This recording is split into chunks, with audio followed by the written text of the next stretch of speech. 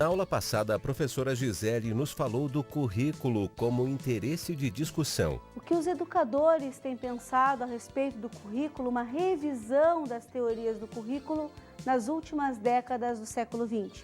Analisamos o modelo técnico linear do currículo em oposição às teorias críticas. O que a gente avaliou, portanto, nesse item foi como o Tyler elaborou uma formulação que o Tyler propôs a respeito do currículo e os autores, portanto, que se embasaram na obra dele. E observamos o desenvolvimento desta área no Brasil. Podemos, então, avaliar e estudar como é que se deu o desenvolvimento do currículo ou do que se pensava o currículo no Brasil desde o início do século XX até a década de 90. Principais autores e principais discussões. Uma boa aula.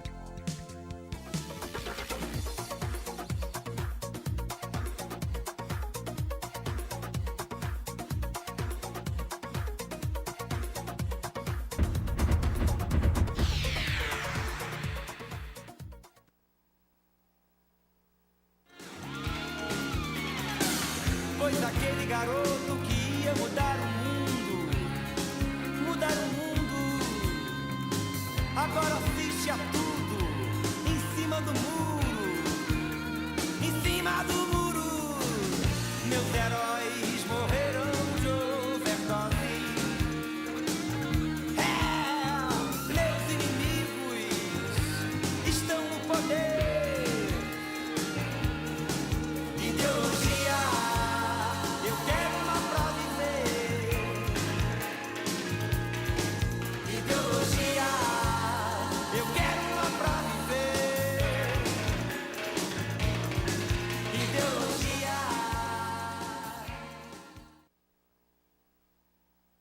Olá, vamos a mais uma aula de currículo e escola. O nosso tema de hoje vai ser justamente um gancho sobre a última questão que eu deixei para vocês no final da aula passada. Quais são, então, as contribuições das teorias críticas do currículo? Para que a gente possa identificar essas contribuições e o que elas, na verdade, trouxeram de novo ao currículo e à escola, e o que a gente pode fazer a partir delas, portanto, o que a gente pode efetivar a partir dessas teorias, nós vamos tentar fazer uma ligaçãozinha dessas teorias com a ideia de currículo, sociedade e poder. Portanto, eu vou deixar para vocês agora a minha primeira questão, a questão de início dessa nossa aula, o nosso para refletir. Então, a questão que vai nortear a nossa aula é a seguinte: existe uma relação entre currículo, poder e sociedade? Vamos observar isso no decorrer dos passos que nós vamos dando na nossa aula e em cima principalmente de alguns conceitos que nós vamos trabalhar. Conceitos como poder, ideologia, currículo, retomando justamente as discussões que nós já fizemos anteriormente. Para que nós iniciemos, então, toda essa nossa reflexão e para que vocês já façam uma primeira ponte, na verdade, com o que nós vamos discutir agora, vou chamar para vocês um depoimento. Então, vamos assistir juntos o que a professora Solange comentou sobre isso. O que o professor transmite para o aluno? Olha, é muito difícil responder isso de uma forma sintética. Eu acho que o professor transmite muitas coisas, consciente, inconscientemente, voluntária e voluntariamente, porque eu acho que essa, inclusive, é uma das particularidades do próprio ofício do professor, que ele vai transmitir muito mais do que os conteúdos programáticos propriamente ditos. Ele vai transmitir valores, ele vai transmitir pontos de vista, visões de mundo, né, sua e da sociedade na qual ele se insere. Então, transcende muitas vezes o espaço da própria sala de aula, da própria escola, da própria experiência pessoal dele, né, uma vez que ele vai estar sempre trocando, inclusive, com seus alunos. É uma interação constante. E ele é consciente de tudo que transmite?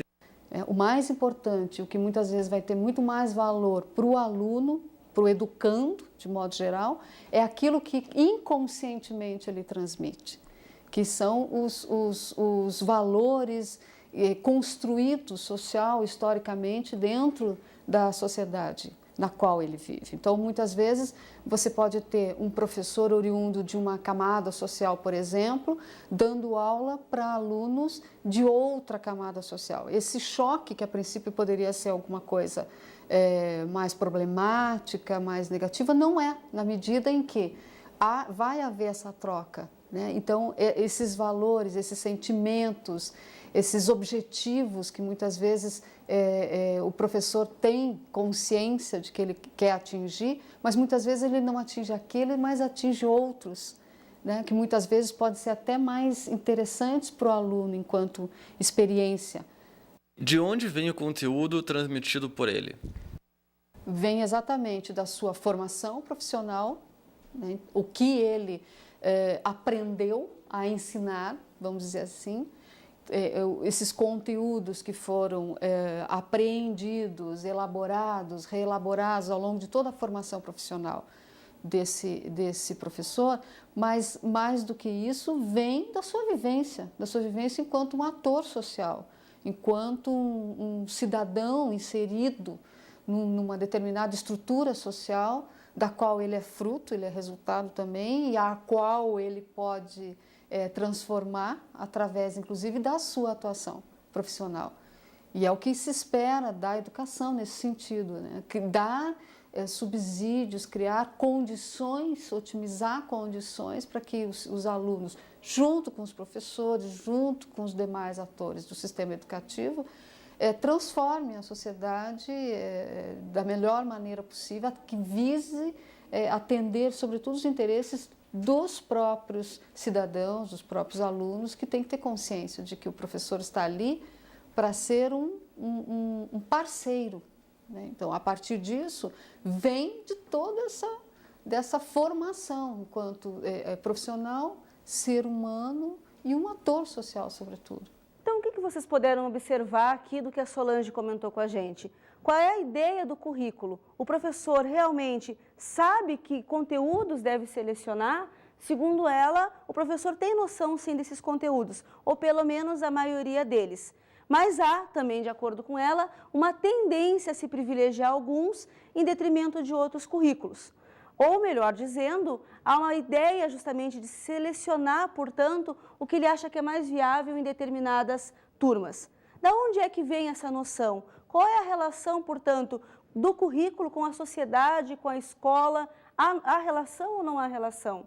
Existe alguém em um nível superior ao restante da escolaridade que escolhe, que seleciona esses conteúdos? Até que ponto, portanto, o professor é responsável por efetivar esses conteúdos em sala de aula? Para isso, nós vamos ver currículo, sociedade e poder. Se nós observarmos o que a gente estudou na aula passada, principalmente o que a gente estudou que aconteceu com o currículo a partir da década de 1970, a formação das teorias críticas do currículo, o que a gente pôde observar? Michael Young, então, nos propôs, a partir da nova sociologia da educação, estratificar ou tentar entender como é que os saberes eram estratificados, ou seja, que saberes que são privilegiados e que saberes são, então, incorporados pela escola. De acordo com ele, e aproveitando justamente o que havia sido discutido um pouquinho antes, já pelo Apple, ele propõe que existe sim uma intervenção do poder ou de determinados poderes ou de uma ideologia reinante num determinado momento naquela sociedade que influi sim para que se privilegie alguns conteúdos em detrimento de outros conteúdos. E que conteúdos são esses? Nós vamos ver ao decorrer, portanto, da nossa aula, que principalmente são conteúdos de caráter técnico. Por quê? Porque a sociedade que nós vivemos hoje, uma sociedade de caráter capitalista, de alta produção, exige principalmente das pessoas esse tipo de formação. Uma formação muito mais tecnicista e não uma formação tanto de caráter humanista. Então, essa estratificação dos saberes, ou seja, que tipo de avaliação que se pode retirar desses saberes constituídos. Além disso, são alguns grupos sociais mais privilegiados do que outros que podem trabalhar saberes vinculados a uma abstração maior. A gente também vai poder observar isso nas exemplificações ao decorrer da aula. Ou seja, são inúmeros os exemplos que a gente pode ver no nosso cotidiano e de professores que muitas vezes na atuação de sala de aula mudam a sua linguagem ou simplesmente deixam alguns conteúdos de lado, justamente por quê? Porque aquele grupo não teria, de acordo com uma avaliação feita por esse professor, condições de assimilar aquele conteúdo. E mais do que isso, até que ponto vai a formação de determinados grupos sociais? Então, um grupo pertencente a uma classe social mais baixa teria uma formação, portanto, temporária mais limitada do que aquele que teria condições de chegar, por exemplo, ao ensino superior. É óbvio que essa formação também faz parte da própria estratificação do ensino. Essa estratificação do ensino ou também hierarquização do conhecimento pode ser bastante observada empiricamente, portanto, nas nossas universidades, nas nossas faculdades. Geralmente, quais são os cursos que têm maior fomento ou que têm uma maior quantidade, por exemplo, de livros na biblioteca? Obviamente que se a gente fizer uma análise assim, já passando rapidamente os olhos, a gente vai identificar que sempre as ciências exatas têm um maior privilégio. E é isso justamente que o Michael Young então menciona como hierarquização do conhecimento. Geralmente, as matérias de caráter exato têm um maior privilégio, portanto, do que aquelas humanas e sociais. Além disso, portanto, a gente também pode observar nos estudos feitos pelo Michael Young a seguinte relação. A relação de que há uma ideologia que norteia tudo isso, ou seja, há uma forma de pensar da sociedade que respalda a existência desse privilégio para determinados cursos, para determinadas disciplinas e para determinadas escolhas justamente do conteúdo curricular. A ideologia está sustentada, portanto, não em alguma coisa que vem de cima para baixo, mas em algo que tem um respaldo, na verdade, populacional e de uma maioria. Por muito tempo, a gente observou que se pensava ideologia como necessariamente algo imposto sobre as pessoas, mas, na verdade, há uma legitimação das pessoas sobre o que está sendo dado, o que está sendo pensado e o que está sendo vivido naquele determinado momento histórico ou naquela sociedade X. Essa mesma relação entre sociedade e currículo também foi estudada pelo Bernstein. Vamos ver então o que ele nos diz introdutoriamente sobre essa relação estabelecida. O modo como uma sociedade seleciona, classifica, distribui, transmite e avalia os saberes destinados ao ensino reflete a distribuição do poder em seu interior e a maneira pela qual aí se encontra assegurado o controle social dos comportamentos individuais. Então, de acordo com esse educador, qual é a avaliação que ele faz sobre a questão do currículo? Há neutralidade do currículo? É claro que não. Ele aponta para quê, portanto? Que há poderes por detrás da seleção de determinados saberes para que sejam colocados em um determinado currículo construído. Ou seja, a sociedade ou um poder centralizado ou um poder maior justamente seleciona quais são os saberes que devem ser integrados por aquela comunidade. E qual é justamente o organismo responsável pela passagem desses saberes? O principal organismo responsável, portanto, é a escola. Dessa forma se constitui o quê? A formação justamente dos indivíduos desde crianças, desde a mais tenra idade lá na escola, assimilando, portanto, o que a elite ou o que o poder daquela sociedade acha mais conveniente. Não há neutralidade na seleção e transmissão do conhecimento. Há, sim, ao contrário, uma intencionalidade do que as pessoas devem, portanto, assimilar.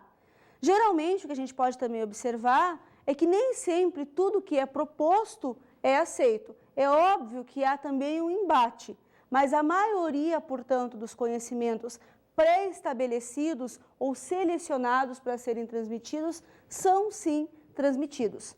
É claro que há um filtro do próprio professor, né? Há uma valorização do professor sobre determinados conhecimentos, há a própria formação pessoal do professor.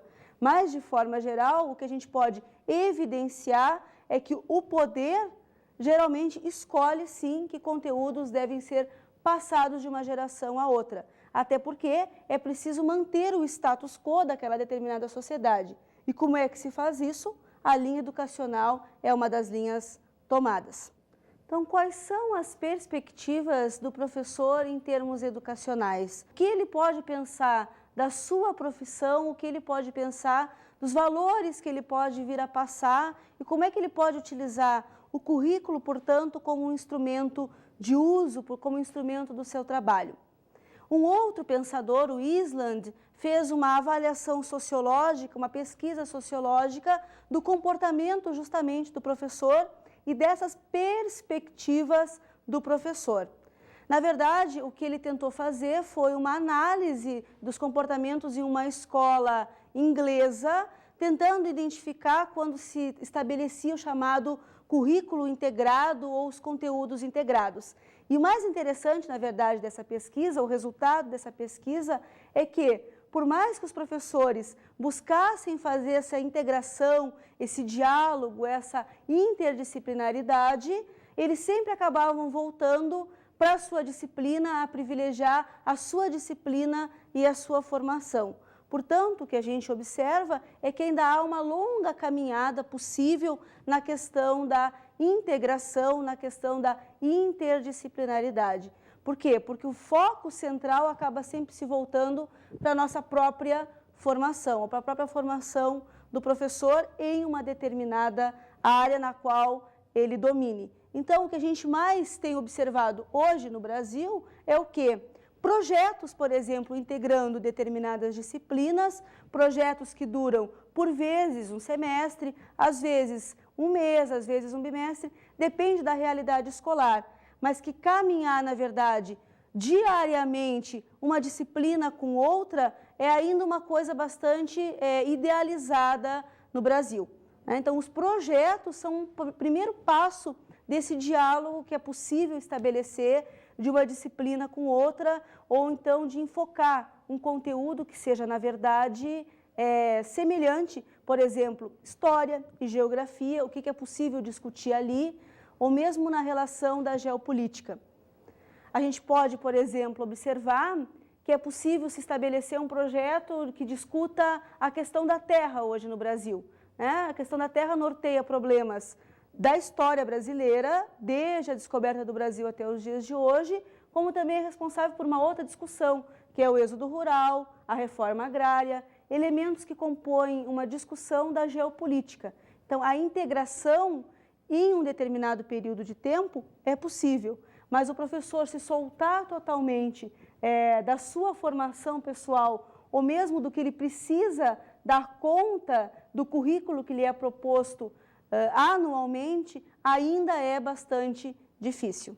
KID nos propõe justamente uma avaliação também de caráter sociológico em cima de um estudo que evidenciou na Inglaterra, e aqui eu quero abrir um parênteses, boa parte disso que nós estamos estudando sobre as teorias críticas do currículo vem justamente dessas influências do Michael Young e da escola inglesa. Portanto, é por isso que nós estamos especificamente estudando ou observando diversos estudos desenvolvidos nas escolas inglesas. Pois bem, KID também vai fazer uma pesquisa a respeito da educação em uma escola pública inglesa e vai evidenciar aquilo que eu comentei com vocês no início da aula, as diferenças de nível de escolarização. Então, turmas que são de acordo com a avaliação dos professores, vistas como fracas, medianas e fortes. E aí, a partir dessa pesquisa, dessa análise, vai chegar à seguinte conclusão: os professores mudam os conteúdos justamente dependendo do nível em que essa classe, em que essa turma de estudos se encontra. Bom, por agora é só, vamos dar um pequeno intervalinho e já voltamos.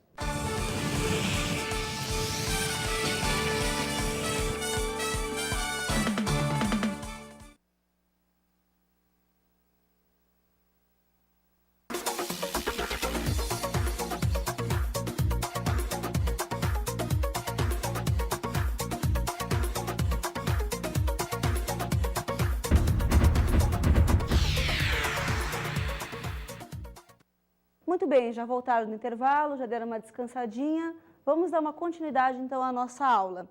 Nosso tópico agora é currículo e reprodução social. Ou seja, traduzir as relações de poder dentro do currículo. Quem primeiro estabeleceu essa relação foi um velho amigo nosso, já visto na aula anterior, o Apel. O que ele pensa justamente a respeito da relação entre currículo e poder? De acordo com ele, já pegando um gancho do que a gente já viu nessa aula de hoje, não há uma neutralidade, portanto, do currículo em relação ao que o professor possa estabelecer como prioridade na sua aula. Portanto, as relações do currículo são norteadas, sim, pelo poder. Há uma dominação social instituída através da organização do currículo. E como é que o Apel, então, visualiza isso e nos traz mais concretamente esses exemplos para a nossa sociedade? Ora, diversos conteúdos são justamente organizados, são justamente ordenados com esse intuito. Por exemplo, o que ele mais bate na tecla justamente é a questão das ciências humanas. Então, a gente pode observar que nesses trabalhos justamente desenvolvidos pelo Apel, a cultura, o elemento cultura, segundo ele, é transmitido, portanto, pela escola. Que cultura é essa? Desde a cultura dominante até, inclusive, a própria cultura escolar. Portanto, o que a gente pode observar é que, a partir do momento que tu privilegias determinados conhecimentos, o que a gente já vem falando desde o início da aula, tu estás, na verdade, alimentando uma determinada cultura, mantendo uma determinada cultura e, mais do que isso, fomentando, mantendo também um extrato de poder que se impõe sobre uma camada dominada. Então, existe com certeza essa relação de dominação via a escola. Além disso, a gente também pode observar nessa avaliação feita pelo Apel uma outra relação que também se estabelece dentro da escola, fora a própria relação cultural, que é a manutenção, portanto, daqueles velhos privilégios vinculados ao grupo de poder, que é produzir pessoas que sejam capazes, portanto, de servir ao que o sistema está pedindo. Pessoas que não questionem, pessoas que apenas venham a produzir. Não é à toa que nós vamos observar mais adiante que os exemplos deles vêm justamente, do Apel, vêm justamente das ciências humanas, porque é ali que se abre um espaço privilegiado de análise, um espaço privilegiado de discussão maior a respeito do que passar, como passar. Mas mais do que isso, muitas vezes também é dentro do campo das ciências humanas que algumas ideias são mais batidas. A gente poderia dizer que é um espaço não só para discussão em termos de oposição ao sistema, mas também de aceitação do próprio sistema. Quando, por exemplo, inúmeras vezes a gente observa em disciplinas como história, a manutenção da existência de alguns mitos, de alguns heróis nacionais, de adoração justamente à pátria. É nesse sentido que o Apel faz uma análise dos mecanismos de dominação dentro da escola via ciências humanas. Então, segundo o Apel, as escolas produzem e reproduzem mecanismos de dominação. Como é que a gente pode observar isso? É justamente na retirada ou na não valorização de disciplinas no currículo como artes, educação física, história, filosofia, que são, na verdade, desprestigiadas em favor justamente de matérias ou de disciplinas de caráter mais exato, mais tecnicista. A dominação, portanto, se mantém dessa forma. Se exclui um espaço de pensar, se exclui um espaço de discussão ou se minimiza esse espaço e, como diz o Apel, se maximiza uma outra área que é o que vai servir à sociedade ou às novas exigências econômicas dessa sociedade. Portanto, A gente ouviu que até agora essas questões todas a respeito do currículo foram geralmente norteadas por valores. Que valores são esses? Que forma de pensar, na verdade, é essa? Então, nós vamos discutir o que é ideologia.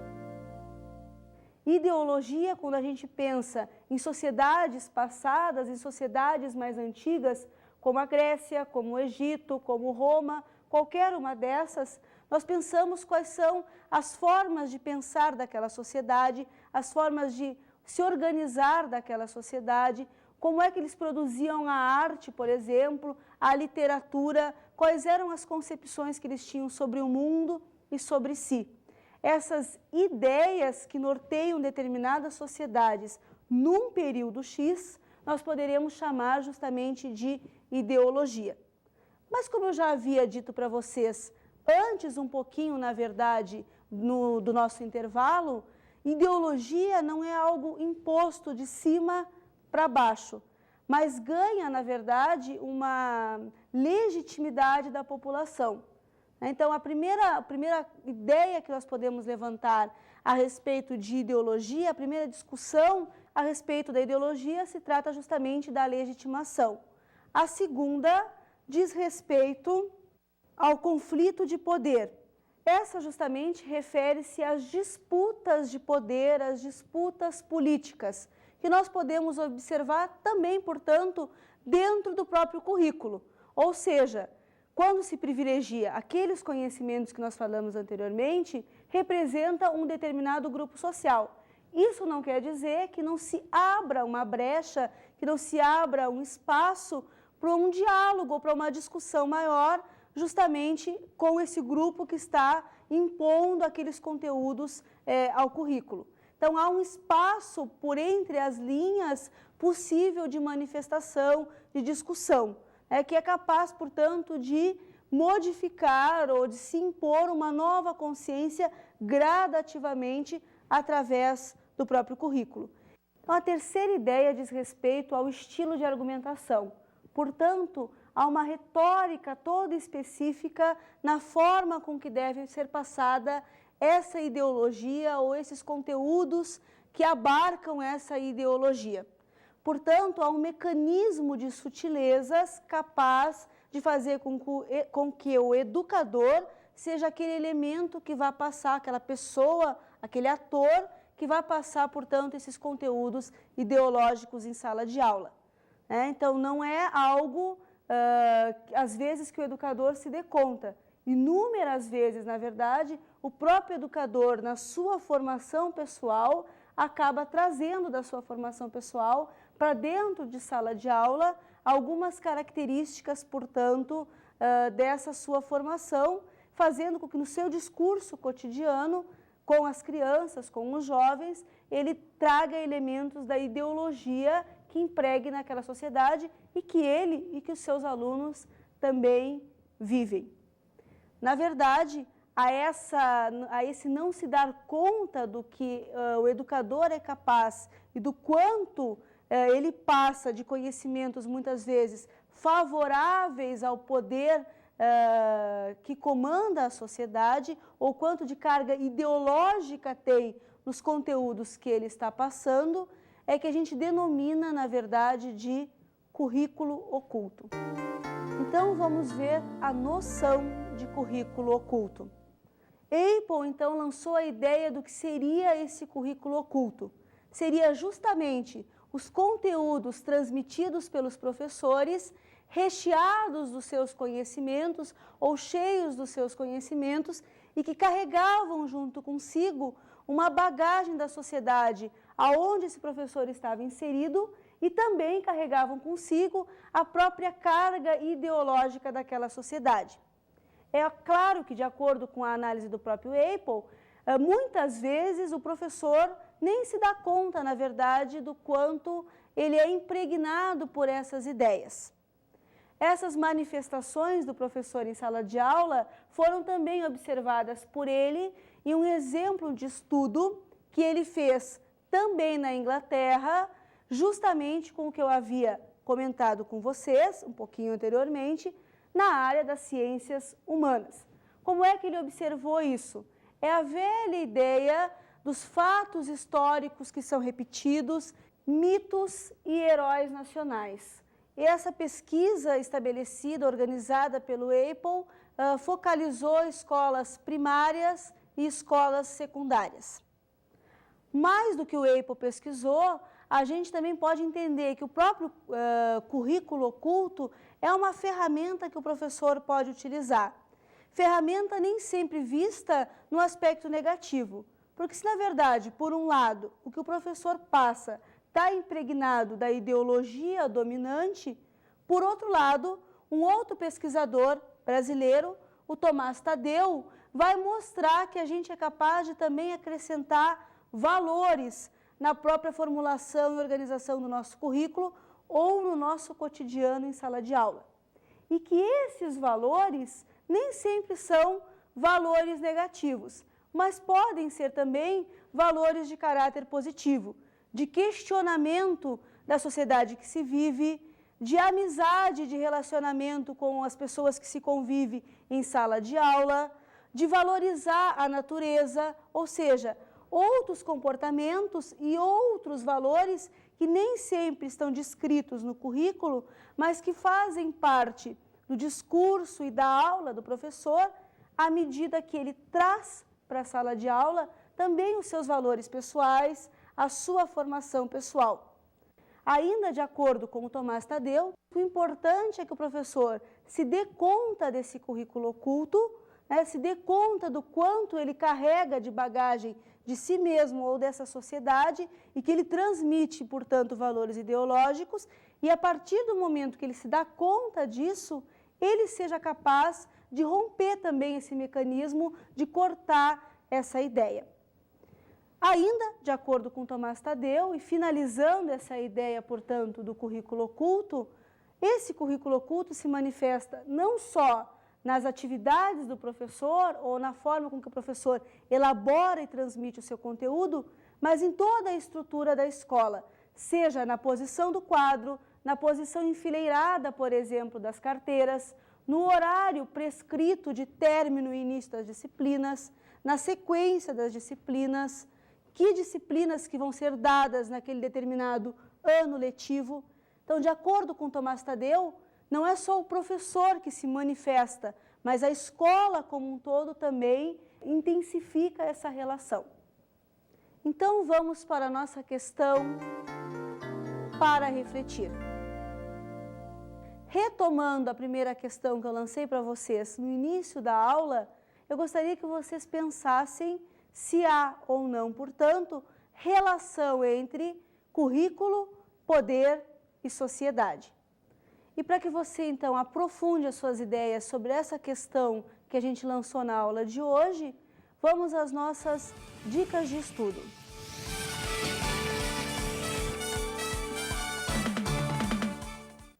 A minha primeira dica para vocês é um livro do Tomás Tadeu que se chama Documentos de Identidade, uma introdução às teorias do currículo, que fala justamente dessa progressão das teorias do currículo, enfatizando o desenvolvimento delas desde o início do século XX, mas principalmente enfocando as décadas de 70, 80 e 90. Que teorias são essas e quais são as contribuições dessas teorias para o currículo? Uma segunda dica de leitura, também, de novo, é uma obra do Tomás Tadeu, só que em conjunto com o Antônio Flávio Moreira, e se chama Currículo, Cultura e Sociedade, estabelecendo justamente essa conexão que nós procuramos discutir hoje entre currículo, cultura e poder.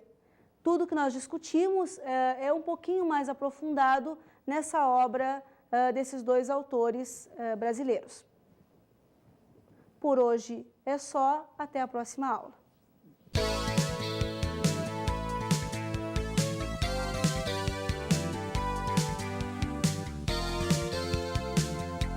Na aula de hoje analisamos a relação entre currículo, poder e sociedade. A relação estabelecida entre currículo, poder e sociedade a partir das teorias do currículo organizadas pelo Michael Young na década de 1970.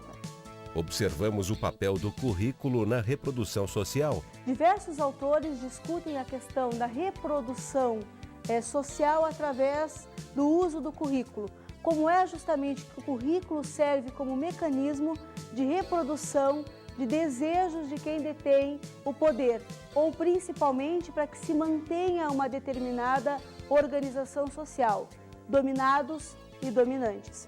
E estudamos a noção de currículo oculto. As noções que são trabalhadas no currículo oculto pelo Apple e pelo Tomás Tadeu. Cada um, então, contribuiu para que a gente viesse a revisar o que são os conhecimentos dados pelo professor em sala de aula e que muitas vezes ele acaba não se dando conta.